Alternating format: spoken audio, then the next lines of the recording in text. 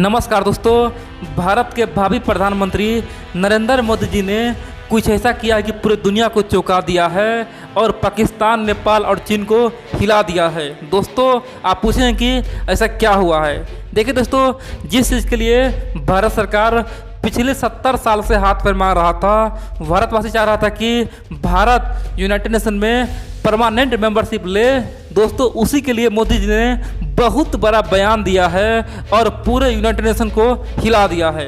America से लेकर चीन, ब्रिटेन, जापान सबको हिला दिया है। और दोस्तों, अब भारत को मजबूरी में दोस्तों देना ही होगा, यानी कि परमानेंट मेंबरशिप अब भारत को देना ही होगा। इनके अलावा कोई ऑप्शन है ही नहीं। इसीलिए आप पूरा वीडियो देखिए और समझिए आखिरकार मोदी जी ने क्या चाल चला है जिससे पूरे दुनिया हैरान हो गया है। दुनिया में कोई भी देश सोच नहीं सकता कि मोदी इतना बड़ा फैसला ले सकता है, लेकिन मोदी जी ने वही किया है। तो चलिए दोस्तों, हम लोग शुरू जानते हैं आखिरकार यूनाइटेड नेशन और भारत का चक्कर क्या है। देखिए दोस्तों, यूनाइटेड नेशन में आप जानते हैं 15 मेंबर है, जिसमें से 5 परमानेंट मेंबर है। दोस्तों, अमेरिका हो गया, इन सब के अलावा ब्रिटेन हो गया, फ्रांस हो गया, चीन हो गया और रूस हो गया। ये दोस्तों, ये पांचों परमानेंट है, उसे कोई भी नहीं हटा सकता है। इन सब के अलावा 10 नॉन परमानेंट है, यानी कि हमेशा बदलता रहता है।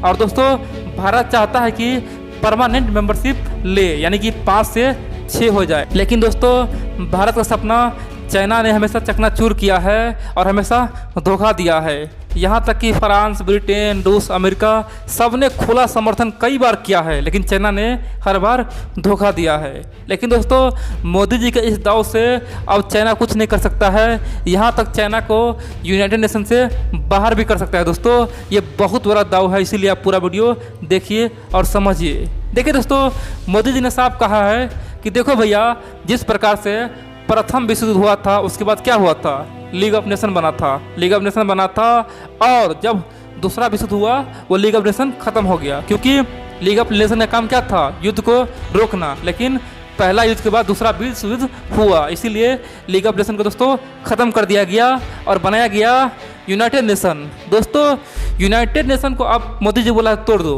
मोदी जी ने कहा है कि यूनाइटेड नेशन का काम क्या था, पूरे दुनिया के लिए रक्षा करना है। खासतौर पे WHO काम क्या था, पूरे दुनिया में कहीं भी महामारी आता है, कुछ भी आता है, उसको देखरेख करना। लेकिन ऐसा नहीं हुआ। अब पूरे दुनिया में कोरोना वायरस फैल गया है, पूरे दुनिया में कई लाखों आदमी मर गया है और आने वाले समय में लाखों आदमी मरने वाला है। तो अब समझिए, ये कोई युद्ध से कम विपत्ति नहीं है, यानी कि युद्ध से बड़ा संकट अब पूरे दुनिया पे आ चुका है। पूरे दुनिया पे गहरा संकट आ चुका है। और जिस प्रकार से प्रथम विश्व युद्ध के बाद लीग ऑफ नेशन बना था, दूसरा विश्व युद्ध के बाद यूनाइटेड नेशन बना था, उसी प्रकार से कोरोना के बाद एक नया यूनाइटेड नेशन बनाए, यानी कि इसे ख़त्म करके एक बिल्कुल ही नया यूनाइटेड नेशन बनाए। दोस्तों, आप पूछेंगे कि मोदी जी ने ऐसा क्यों कहा, क्या कारण है। देखिए, यूनाइटेड नेशन अब किसी भी काम का नहीं रहा। दोस्तों, आप पूछेंगे कैसे। पहली बात तो आप समझ जाइए, आज यूनाइटेड नेशन में कोई भी बॉडी, यानी कि यूनाइटेड नेशन का कोई भी ग्रुप, चाहे ह्यूमन राइट हो या फिर WHO, दोस्तों सब में आज खेला वेला होता है। आप बोलेंगे कि ये खेला वेला क्या होता है। देखिए दोस्तों, जो कोई खासतौर पे WHO को पैसा दे, WHO उसी का गुण गाएगा। ये बात पूरी दुनिया आज देख चुका है। WHO किस प्रकार से चीन का गुण गा रहा था, चीन से किस प्रकार पैसा खाया और पूरे दुनिया में कोरोना फैलाया। टेड्रोस किस प्रकार दोस्तों दोषी है, पूरी दुनिया जानता है। इसी प्रकार दोस्तों, आप देख सकते हैं ह्यूमन राइट हमेशा इजराइल को टारगेट करता है, हमेशा इजराइल को बोलता है कि इजराइल में बहुत खून खराबा हो रहा है, इजराइल में खासतौर पे अत्याचार हो रहा है। और दोस्तों, ह्यूमन राइट हमेशा इजराइल को घेरता है, कई बार भारत को भी घेरता है, लेकिन ह्यूमन राइट कभी भी चीन को नहीं घेरता है। पूरी दुनिया जानता है कि चीन में किस प्रकार से अत्याचार होता है। उइगर मुसलमान को कैंप में रखा जाता है, सबका दाढ़ी छिलाया जाता है, कई सारे लोगों को कैंप में खाने के लिए दाने नहीं मिलता है और उसे कई दिनों तक भूखा रखता है, कई सारे पे अत्याचार होता है। लेकिन ह्यूमन राइट कभी भी चीन पे नहीं बोलता है।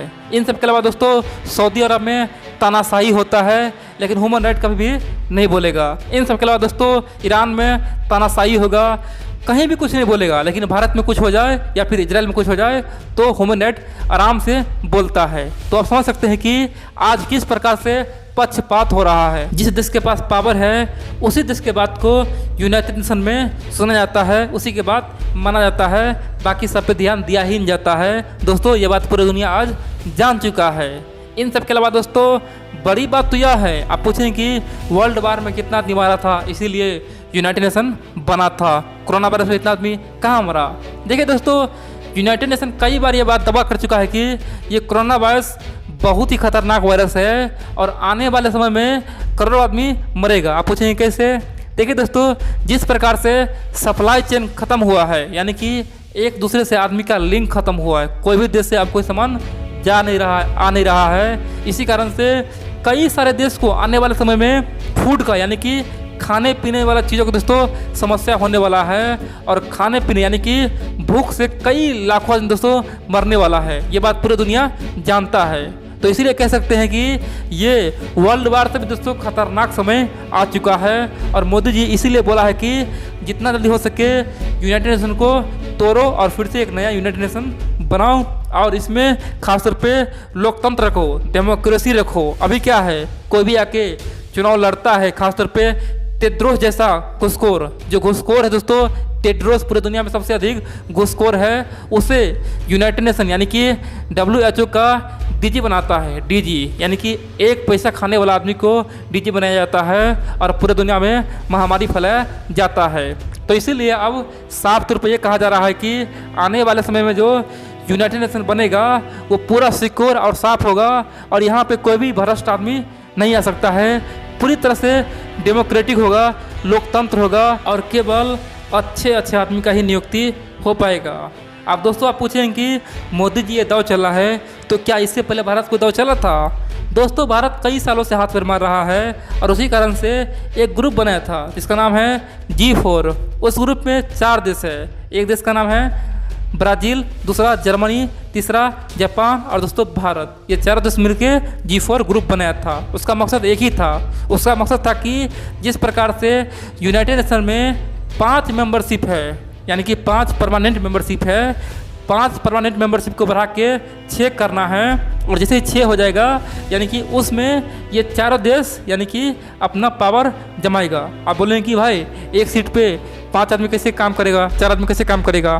देखिए दोस्तों, उनका मानना यह था कि अगर एक मेंबरशिप मिल जाता तो उसमें कुछ दिन भारत रहता, कुछ दिन ब्राज़ील, कुछ दिन जापान, कुछ दिन जर्मनी। मान लेते हैं 2 साल भारत, 2 साल जर्मनी, 2 साल जापान, 2 साल ब्राज़ील और फिर से इसी प्रकार से रोटेट करता रहेगा, यानी कि ये 4 देश आपस में शेयर करता रहेगा एक सीट को और जो भी अपना समस्या वहाँ पे देता रहेगा, बोलता रहेगा और 4 देश मिल के उस सीट का उपयोग करेगा। दोस्तों आइडिया ये था, लेकिन कभी भी ये सफल हुआ ही नहीं। अब आप लोग बोलेंगे कि G4 का तो आइडिया मस्त था, लेकिन ये 4 देश सक्सेस क्यों नहीं किया, उसे परमानेंट मेंबरशिप क्यों नहीं मिला?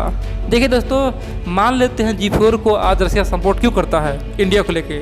रशिया का कहना है कि हम G4 को समर्थन करेंगे केवल इंडिया को लेके, लेकिन उसी केस में हम G4 में जो 2 देश और है, मान लेते हैं जर्मनी है, जापान है, उस देश का समर्थन हम नहीं करेंगे। दोस्तों आप जानते हैं जर्मनी जापान का किस प्रकार से रशिया से संबंध खराब है। दोस्तों जर्मनी और जापान दोनों का संबंध रशिया से खराब है, तो रशिया कभी भी इन दोनों का समर्थन नहीं करेगा। उसी प्रकार दोस्तों पाकिस्तान क्या कहेगा?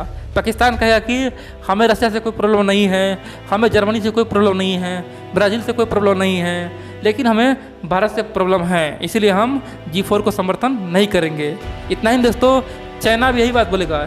चाइना बोलेगा कि हमें जर्मनी से कोई प्रॉब्लम नहीं है, हमें ब्राज़ील से कोई प्रॉब्लम नहीं है, लेकिन जापान और इंडिया से प्रॉब्लम है, तो इसीलिए हम G4 ग्रुप का समर्थन नहीं करेंगे। तो दोस्तों यही कारण है कि G4 का समर्थन कभी भी पूरा नहीं मिल पाया, क्योंकि किसी न किसी को किसी न किसी देश से समस्या है और इसी कारण से मोदी जी समझ गया कि ये ग्रुप कभी भी सक्सेस होने वाला है नहीं। और मोदी जी जानता है कि अभी मौका बहुत बढ़िया मिला है, अभी ज़बरदस्त मौका है, कोरोना वायरस का मौका, और उसका फ़ायदा उठाना चाहिए और इस समय हो सके तो फिर से एक नया यूनाइटेड नेशन बनाना चाहिए और यहाँ पे सब कुछ स्वच्छ हो, साफ हो। इन सब के अलावा भारत को ये बात पूरी तरह से पता है कि जिस दिन यूनाइटेड नेशन का पुनर्जन्म होगा उस दिन भारत को अवश्य रखा जाएगा, क्योंकि भारत एशिया का एक महाशक्तिशाली देश है और एशिया में भारत को कोई इग्नोर कर ही नहीं सकता है।